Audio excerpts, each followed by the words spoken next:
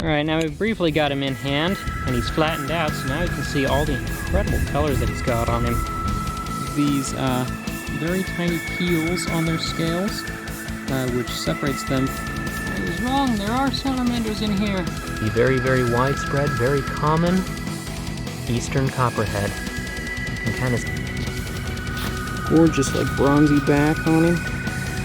Alright, this guy is not cooperating, but it's a big one. Oh, and it's a beautiful, big, western diamondback rattlesnake. Now, good morning, everyone. We are starting off our Oklahoma trip. We're not quite in Oklahoma, but I've made a little side detour for a brief moment, and we've got this guy right here. A beautiful desert Massasauga rattlesnake to start off our trip. One of our smallest rattlesnake species.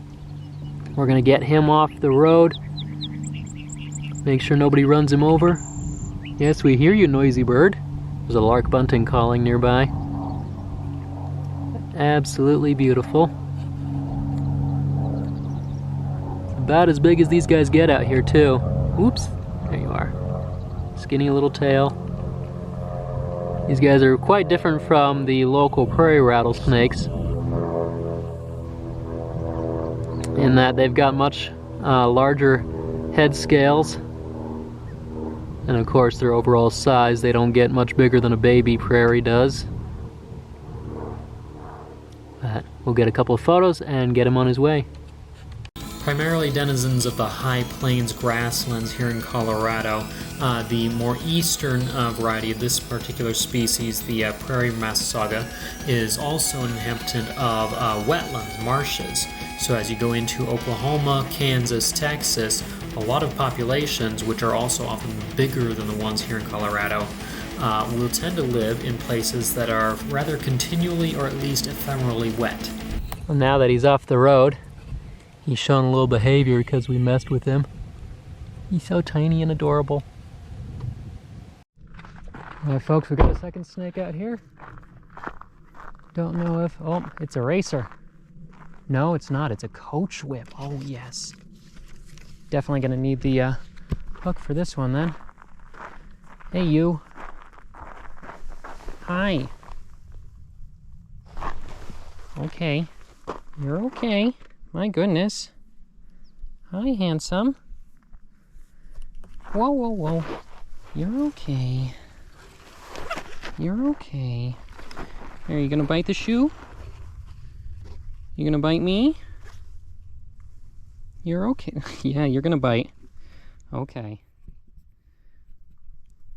We're gonna just hold you for a minute and get a couple of photos and let you go. Alright, well this kind of makes up for the one that I missed in Arizona. It's not the same species. This is Masticophis flagellum testaceus, the western coach whip. Come here, dude. Hi. These guys are one of our largest racer species in the US. This is a pretty young one still. He's about 4.5 feet long, but they can get to over 6 feet. You can see, looking at his tail, why they're called coach whips, because it looks like the braided pattern of the old whips they used to use on stagecoaches. These are very fast, high metabolism animals. They're active in the middle of the day, and they will eat just about anything that they can overpower, including venomous snakes like the Massasauga that we found a little bit ago. He's really trying to get going here, but we want to get a couple of photos and then we'll move him across the direction he was actually heading across the road. Whoa, hey, come on. Just no death rolls. We just want to get you. Just wanted to give you some support. Jeez, come here. Come here. So we can get you off the road. Because you were going off this way. Come on. Ugh. There you go. Oop, periscoping. Look at that. They're very visual animals. Okay, you go that way. No, you go that way. No. Dorky animal. Southern Colorado here, but much of the rest of my trip for today is going to look pretty similar to this. Open, flat, grassy, and nothing. And that may bring some people to wonder, why on earth would I ever want to take a trip to look for stuff in Oklahoma? And the truth is, the common perception of Oklahoma as being this similar open, grassy, prairie, plain habitat, kind of like southeast Colorado and Kansas are, it's not really that accurate. There is a small section, or about a third of the state, that runs through the roughly western half of it that is this open prairie habitat, but there's a lot more diversity in Oklahoma than you might expect. It's home to over 15 distinct ecosystem regions, and that ranges from the extensions of the New Mexico plateaus in the western panhandle to the prairies like this, to the gallery forests, all the way into the mountainous and heavily forested valleys and swamps of the Ozarks, the Ouachitas, and the southeast corner where the Arkansas River runs through. Or sorry, the Red River. The Arkansas River runs through the middle of the state, but it brings similar habitats. And so that brings in enough diversity to make Oklahoma vie for the third most diverse state in terms of herb species in the U.S. There's over 90 different species of reptiles and amphibians there. So here's hoping that the snakes I found here in Colorado this morning are a good sign for what I'll see down there. So we finally made it to Oklahoma. It's been a long and kind of arduous trip thanks to my own stupid health issues, but we're here. And our first stop here, just on the side of the road, looking at some of the formations in the soil here, because nearby is Alabaster Caverns State Park, where one of the biggest gypsum caves in the world is, including some very rare forms of gypsum. And so all the hills surrounding are full of the same mineral that produces some really odd-looking crystals.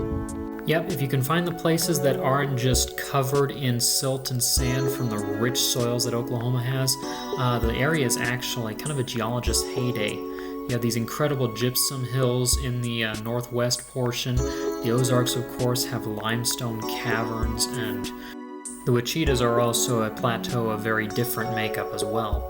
And of course, it's also a botanist's heyday. We'll see more of that later on in the beautiful flowers that I found along the way. There we got deer on the road up ahead. There you go. Over the fence. Slightly better view of them since they're off the road now. A couple of whitetails. Whoops! They were flagging. Those big white tails. Where'd you guys go? Focus, thank you. Running away, flagging the tails. A horny toad. Hey, you. Oh, it's a gorgeous little Texas horny. Finally seen one of these guys. Cool. All right, so it's time to test to see how well these little muffs on my camera actually work. Here's a Texas horn lizard in Kansas. Got to keep an eye out in case there's any cars coming. It's hard to hear them over the wind, but this is the third species I've been lucky enough to encounter now, and he is adorable. They are almost entirely anteaters. They eat nothing else in the wild. These guys, quite colorful compared to the shorthorns that I'm used to, and they have much larger horns, of course, behind their head. So I'm going to try and get a couple of photos and then scoot him off the road before he just runs away. Just one quick shot of him on the road here. Horned lizards, as a lot of people probably know, are famous for being able to squirt blood from their eyes as a defense mechanism. That's something that they only do if they're really stressed out, though, so I'm glad to say I've never seen that behavior in person. And also, as I said, they almost eat exclusively ants, which also is one reason why you don't see them in captivity, because they are really hard to keep around with such an exclusive diet. Alright, now we've briefly got him in hand, and he's flattened out, so now you can see all the incredible colors that he's got on him. Lots of yellows in amongst the browns, and those big horns on his head, which are in fact quite sharp. But Since we've gotten a couple of photos, we'll just let him go on his way. I said on his way. Sir, you may go now. Go, go. Zoom. Well, we got ourselves a very large Great Plains toad out here. There's a second one that ran in front of my car somewhere and I can't find him now, but at least we got this guy. Get a couple of photos and move him off the road. Oh, sure. Is that what you think of my camera work, dude? Thanks for that. And we also have a number of very young Great Plains spadefoot toads. They're not true toads, but they've got the little spades on their feet, and there he goes. We'll try and make sure he actually goes in the direction he's supposed to go, as he was heading the other way. Well, there's certainly no shortage of toads out here. I've passed several dozen of them at this point. This is an older, whoops, there here, running away, Great Plains spadefoot.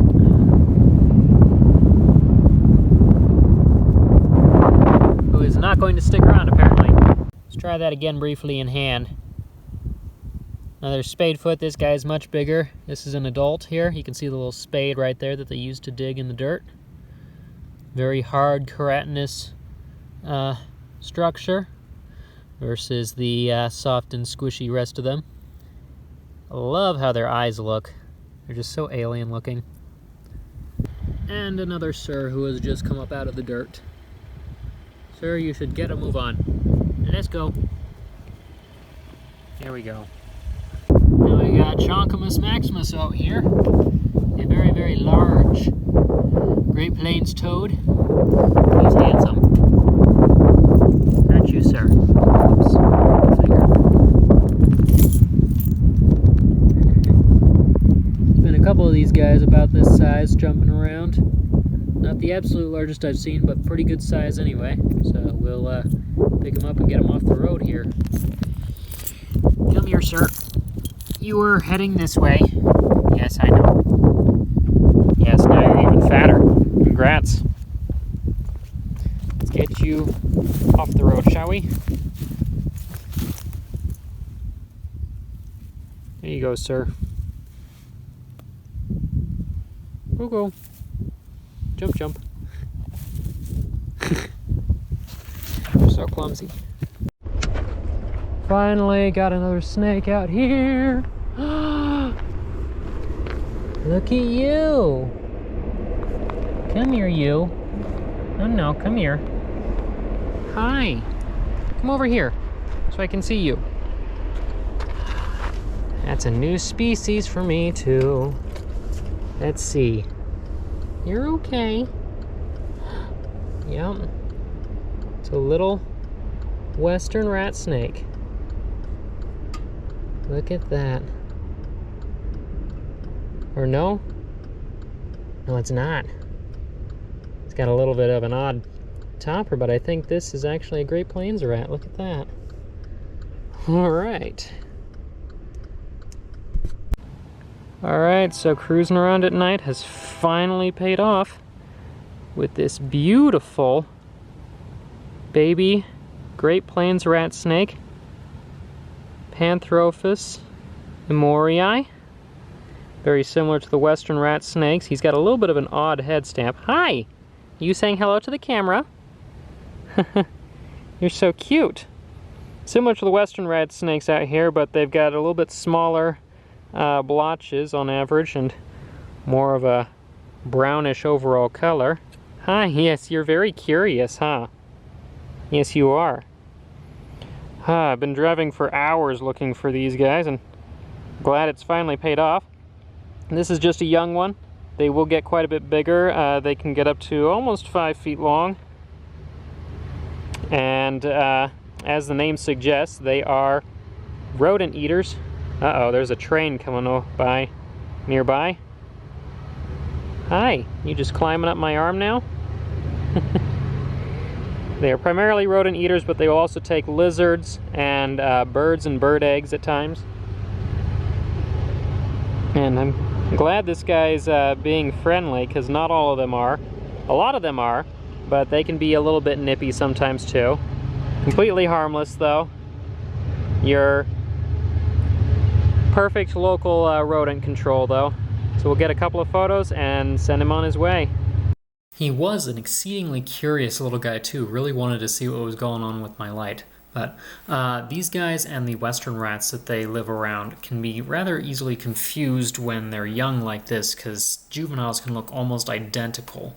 One of the biggest key traits, though, is that the Great Plains rat snake will have the same kind of checkerboard pattern on its belly that the corn snakes have, because the Great Plains is basically the western version of a corn snake. It's their closest relative.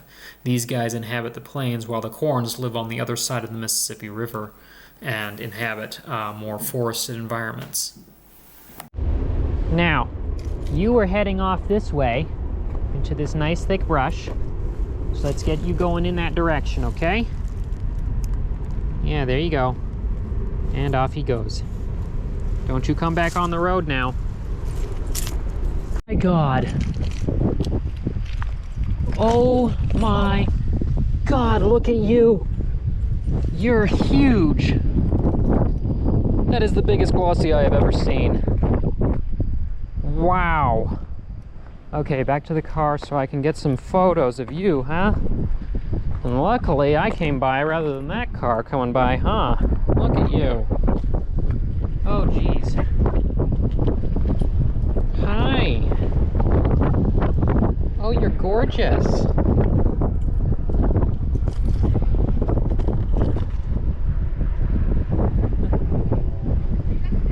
Yep. Herping.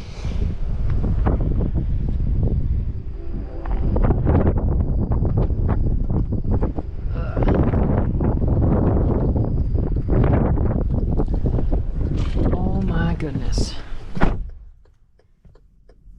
Hi.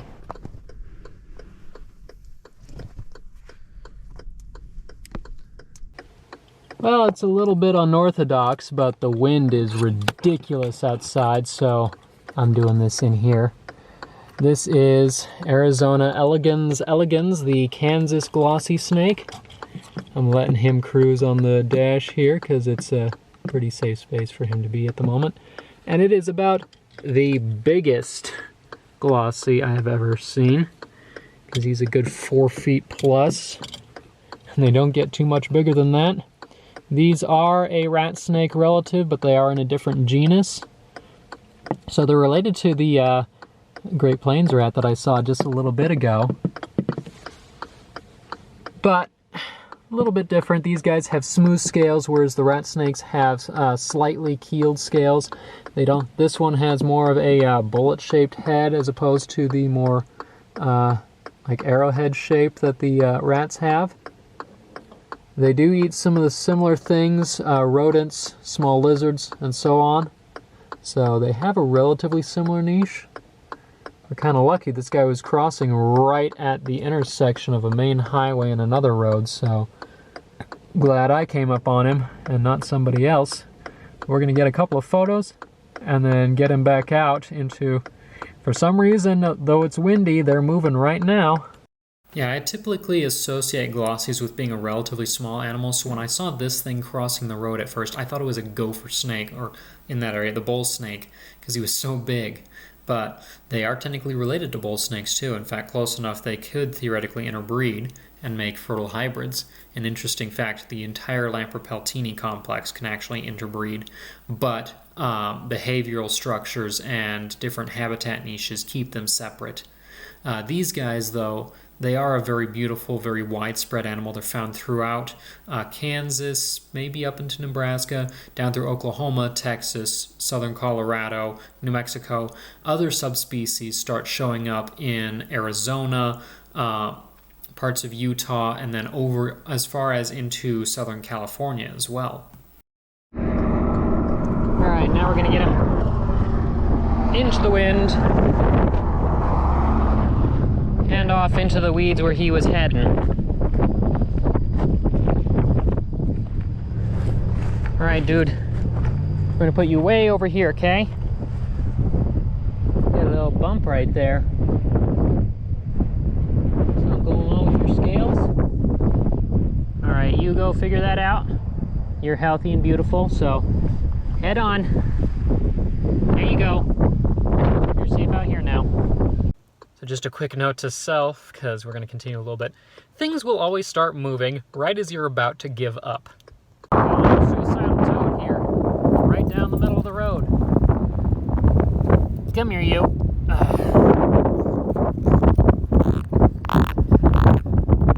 Can you hear him? Little male who needs to go that way and not pee on me.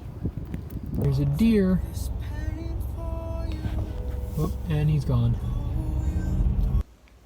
Alright, so this was quite a bit of a roller coaster of a day. Started out in Colorado with a couple good snakes and then hectic health issues on the road down, but we're finally here and things are starting to go okay. Probably the worst day of the week, so things should look up from here. Also, good lesson, never quite give up until it's just really time to go to bed, because as soon as you're about ready to give up, that's when things start showing up. I was about ready to blame the weather down here on getting me skunked, basically, because we had the one Texas horny toad and then nothing for hours and hours on end. And it was 99 degrees when I hit the Oklahoma border, and the wind has been constant and ridiculous ever since. But of course, as soon as I decided, well, it must be the wind shutting everything down, there's the new ratsnake species for me, and then the glossy that was so big I thought it was a gopher snake crossing the road, honestly. So here's hoping that the rest of the week will be even better. This was the hottest day, so things are going to cool down, get a little wetter, so that should bring stuff out. We'll be heading into different habitats as we go further east, crossing into the gallery forests and then further into the actual full forests within the Ozarks and the Wichitas. So here's hoping we see a lot of cool stuff. This is one area where I get to look for also high salamander diversity, which is something I've never been able to do before. So fingers crossed. But until next time, if you'd like to help support educational productions like this, consider joining at patreon.com/hcarlton. Members there do get early access to the videos, as well as other benefits exclusive to Patreon members. If you can't do that, we take one-time donations as well at coffee.com/carltoncarnivores. You can find the link for that in the video description. There will also be links to all of the social media links where I post other photos and videos and such, Instagram, Facebook, TikTok, at Carlton Carnivores. And of course, if you'd like to visit the shop where I have the plants available for sale, sometimes baby reptiles as well. Also, there's the access to the blog and the database there. You can find that at carltoncarnivores.com. But until tomorrow, or next week probably when you see the next video, I'm Hawken Carlton, and this is Carlton Carnivores.